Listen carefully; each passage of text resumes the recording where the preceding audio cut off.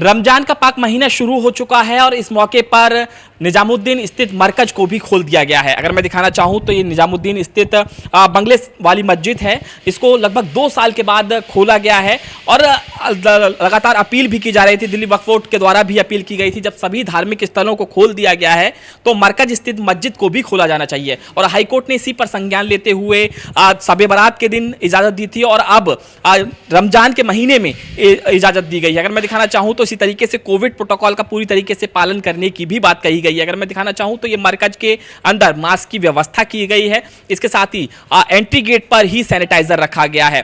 खास तौर पर निर्देश में यह भी कहा गया है कि एंट्री एग्जिट के साथ ही सीढ़ियों पर भी कैमरे की व्यवस्था होनी चाहिए। अगर मैं दिखाना चाहूँ तो सीढ़ियों पर भी अब कैमरे की व्यवस्था की गई है।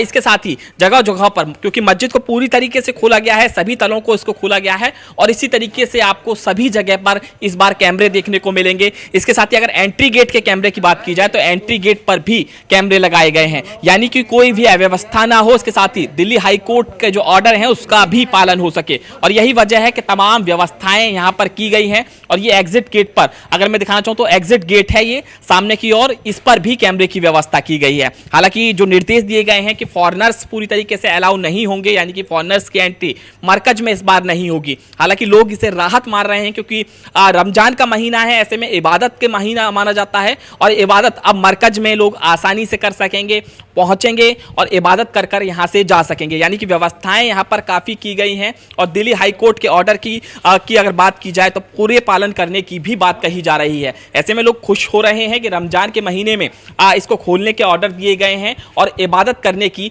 पूरी तरीके से इजाज़त दी गई है। अगर मैं बाहर की और तस्वीरें दिखाना चाहूँ तो बाहर भी बाकायदा बैनर लगाया गया है, यानी कि शब बारात के दिन जो ऑर्डर किए गए थे उसी तरीके से, उसी रूल्स को पूरी तरीके से फॉलो किया जाएगा।